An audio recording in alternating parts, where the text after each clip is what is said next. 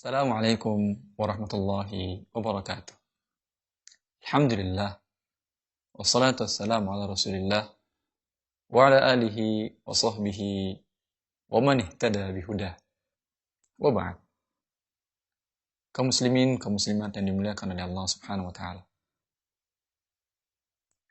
Fenomena kaum muslimin yang hidup pada masa sekarang, masa di mana Allah membukakan khazainul ard, perbendaharaan bumi menjadi kekayaan bagi manusia, sehingga semua orang tergiur untuk bisa merasakan keindahan hidup di dunia. Berbagai cara mereka lakukan,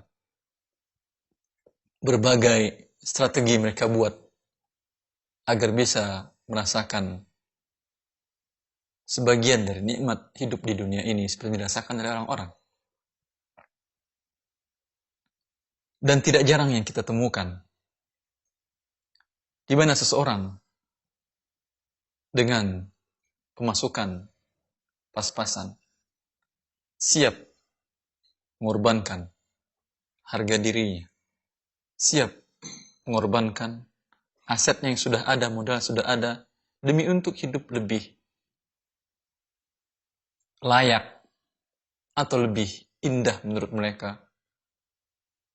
Terkadang riba pun mereka lakukan dalam bentuk utang piutang yang mereka ajukan ke lembaga-lembaga yang umumnya adalah lembaga ribawi. Siapa yang mengajarkan kita seperti ini? Kita sebagai seorang muslim yang menjadi qudwah dan uswah kita, teladan kita Rasulullah SAW. Kapan Rasulullah SAW itu beliau berhutang? Adakah riwayat yang menjelaskan beliau berhutang untuk bangun rumah? Berhutang untuk membeli kendaraan mewah? Berhutang untuk bersenang-senang, berpelesiran ke sana dan kemari? Beliau memang pernah berhutang, tapi lihat kapan beliau berhutang. Ishtara ta'aman li ahlihi wa rahanahu dir'ahu. Beliau membeli makanan, ingat, makanan yang dibeli beliau. Untuk siapa makanan? Untuk keluarganya. Dan beliau gadaikan baju besinya. Ini berarti jual beli yang tidak tunai dengan cara hutang. Tapi makanan yang beliau beli. Dan kapan lagi beliau berhutang? Ketika membeli dari seorang Yahudi unta untuk berjihad fisabilillah. Dibeli kendaraan tapi untuk kebutuhan yang sangat urgen dan menjaga dinullah dan mengembangkan agama Allah Subhanahu wa taala ini. Ini dia uswah kita, tuntunan kita. Adapun gaya hidup, style hidup seperti sekarang ini, dari kebutuhan yang luks pun didapatkan dengan hutang. Ini gaya hidup orang-orang non-muslim yang negara mereka, negara besar Amerika tersebut, hutang rakyatnya hampir sama dan bahkan lebih besar daripada hutang pemerintahannya kepada negara lain. Bilangan sampai 8 triliun US jumlah hutang dari warga negaranya. Dididik mereka hidup dengan kartu kredit, kartu hutang. Tapi kita, muslim, mempunyai gaya hidup sendiri, tidak gampang diombang-ambingkan dengan melihat gaya hidup orang lain. Kita baru boleh berhutang bila menutupi kebutuhan yang sangat penting seperti itu. Kemudian adab berhutang ada, wahai muslim dan muslimah, yang memang harus memenuhi kebutuhannya dengan cara berhutang. Rasulullah mengingatkan, matalul ghani zulmun. Orang yang mampu membayar hutangnya lalu menunda-nunda, ini adalah sebuah kezaliman.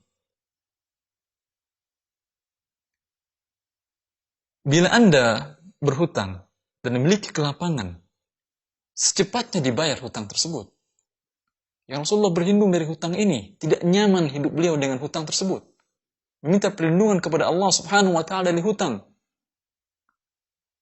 Bagaimana kita umatnya tidur dengan hutang, bangun dengan hutang, berjalan dengan hutang, duduk dengan hutang, berdiri dengan hutang, semua dengan hutang, dan merasa lega hidup ini.